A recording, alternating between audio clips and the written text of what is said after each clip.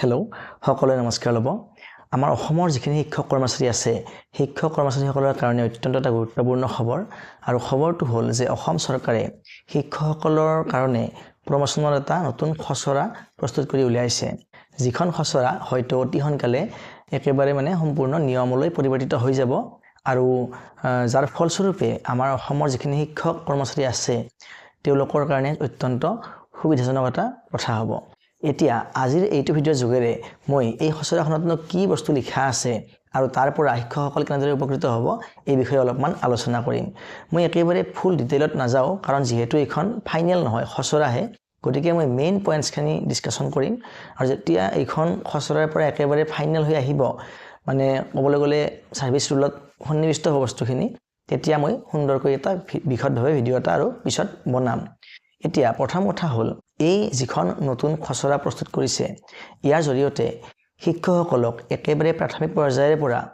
senior সেকেন্ডাৰীলৈকে অৰ্থাৎ আমাৰ class 12 লৈকে প্ৰমোচন দিয়াৰ ব্যৱস্থা কৰা হৈছে ইয়াৰ পূৰ্বে শিক্ষকৰ কাৰণে প্ৰমোচন ব্যৱস্থাটোৰ ধাৰণাটো অলপমান বেলেগ আছিল আৰু সেইটো হ'ল যে যিবিলাক আমাৰ এলিমেন্টাৰী স্কুল আছে অৰ্থাৎ আমাৰ আপাৰ প্ৰাইমাৰী লেভেলৰ পৰা ওপৰৰখিনি সেইখিনিত এগৰাকী টিচাৰে এসিস্ট্যান্ট টিচাৰে প্ৰমোচনৰ জৰিয়তে হেড টিচাৰলৈকে উন্নীত হ'ব পাৰিছিল কিন্তু লোৱাৰ প্ৰাইমাৰী লেভেলত যেটো প্ৰমোচনৰ ধাৰণা সেই ধাৰণাটো নাছিলে আৰু যাৰ বাবে আমাৰ শিক্ষকসকলক কি কৰা হৈছিল তা 10 বছৰৰ মূৰে মূৰে টাইম স্কেল দিয়া হৈছিল কিন্তু এতিয়াৰে পৰা হেতু হলনি হ'বলৈ গৈ আছে আৰু প্ৰত্যেকগৰাকী শিক্ষকে নিজৰ যেটো শিক্ষাগত অৰ্হতা কোৱালিফিকেশন আৰু যেটো এক্সপেৰিয়েন্স অভিজ্ঞতা তাৰ ফলশ্ৰুতিত তাৰ সুবাদত এগৰাকী নিম্ন প্ৰাথমিক বিদ্যালয়ৰ শিক্ষকেও পদোন্নতি লাভ কৰিব পাৰিব আৰু হেতু কেনেকৈ ফ্ৰেম কৰা হৈছে যে এগৰাকী শিক্ষকে ক্লাছ 1 ৰ পৰা 5 লৈকে শিক্ষক এগৰাকী শিক্ষকে আপ টু ক্লাছ 10 লৈকে শিকাবলৈ যোগ্যতা অৰ্জন কৰিব পাৰিব তেওঁৰ কোৱালিফিকেশন আৰু তেওঁৰ এক্সপেৰিয়েন্স অনুসৰি এতিয়া কথা হ'ল কি কেনেকৈ প্ৰমোচনটো দিয়া যাব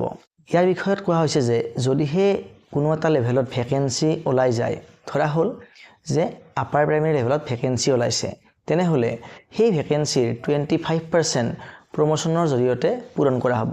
উদাহৰণস্বৰূপে যদিহে আপাৰ প্ৰাইমাৰী লেভেলত 100টা পদ খালী হয় তেনেহলে সেই 100টা পদৰ 25টা পদ নিম্ন প্ৰাথমিক বিদ্যালয়ৰ শিক্ষকৰ প্ৰমোচনৰ জৰিয়তে পূৰণ কৰা হ'ব আৰু বাকি 75টা পদ কি কৰা হ'ব ডাইৰেক্ট ৰিক্ৰুটমেন্ট কৰা হ'ব ঠিক তেনেকৈ সেকেন্ডাৰী লেভেলতো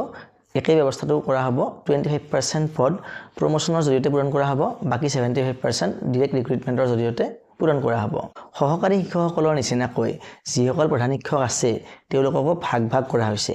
যিসকল আমাৰ এলপি স্কুলৰ প্ৰধান শিক্ষক তেওঁলোকক নাম দিয়া হৈছে হেড টিচাৰ যিসকল আপাৰ প্ৰাইমাৰী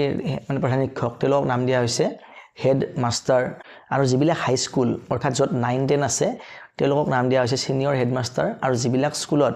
ক্লাছ 12 লৈকে আছে তেওঁলোকক নাম দিয়া হৈছে প্ৰিন্সিপাল ঠিক তেনেকৈ এই পদসমূহ পূৰণ কৰাৰ ক্ষেত্ৰতো কি কৰা হৈছে আমাৰ এটা সংৰক্ষণৰ ব্যৱস্থা কৰা হৈছে যত 75% হেডমাষ্টাৰৰ পোষ্ট পূৰণ কৰা হ'ব প্ৰমোচনৰ জৰিয়তে সহকাৰী শিক্ষকসকলক প্ৰমোচনৰ জৰিয়তে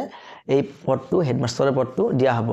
বাকি 20% পদ ডাইৰেক্ট ৰিক্ৰুটমেন্ট বা প্ৰত্যক্ষ নিযুক্তিৰ জৰিয়তে পূৰণ কৰা হ'ব আৰু বাকি 5% পদ কোনো অফিচাৰক প্ৰবেশন পিৰিয়ডত ৰাখি কিনে পূৰণ কৰা হ'ব গতিকে এইটো নতুনকৈ এটা ফ্ৰেমৱৰ্ক বনাইছে এতিয়া এই যেটো ফ্ৰেমৱৰ্ক এই ফ্ৰেমৱৰ্কটো যেতিয়া আমাৰ ফাইনেল হৈ আহিব তেতিয়া বহুখিনি শিক্ষক নিশ্চয় উপকৃত হ'ব যদিহে তেখেতসকলৰ কোৱালিফিকেশন থাকে আৰু বৰ্তমান যেহেতু বহুত উচ্চ শিক্ষিত লোক লোৱাৰ প্ৰাইমাৰী লেভেলত কাম কৰি আছে গতিকে তেওঁলোকৰ কাৰণে নিহন্দেহে এইটো এটা ভাল খবৰ আৰু এই খচৰাখনে তেওঁলোকৰ জীৱনত সফলতাৰ পথত আগুৱাই যোৱাৰ কাৰণে নিশ্চয় প্ৰেৰণা যোগাব যদিহে এইখিনি কাৰো আপত্তি নাথাকে বা এই খচৰাখন যদিহে সকলোৱে এপ্ৰুভ কৰি দিয়ে যিহেতু ইতিমধ্যে অসম চৰকাৰে এই খচৰাখন বিভিন্ন কৰ্মচাৰী পৰিষদ বা দল সংগঠনলৈকে পঠিয়াইছে তেওঁলোকৰ মতামত জনাৰ উদ্দেশ্যে গতিকে যদিহে কোনো বিধি পথালি নাহে তেনেহলে নিশ্চয়কৈ সকলোখিনি শিক্ষকে ইয়াৰ জৰিয়তে উপকৃত হ'ব ইয়াৰ উপৰিও এই খচৰাখনত এটা গুৰুত্বপূৰ্ণ কথা কোৱা হৈছে যেতিয়া কোনো এগৰাকী শিক্ষকক নিযুক্তি দিয়া হ'ব তেতিয়া সেই শিক্ষকগৰাকীয়ে প্ৰথম 2 বছৰ কাল প্ৰবেশন পিৰিয়ডত থাকিব লাগিব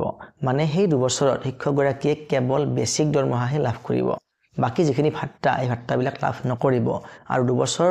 কাম কৰাৰ পিছত তেখেতৰ পাৰফৰমেন্সৰ ওপৰত ভিত্তি কৰি তেখেতক নিয়মীয়াকৰণ কৰা হ'ব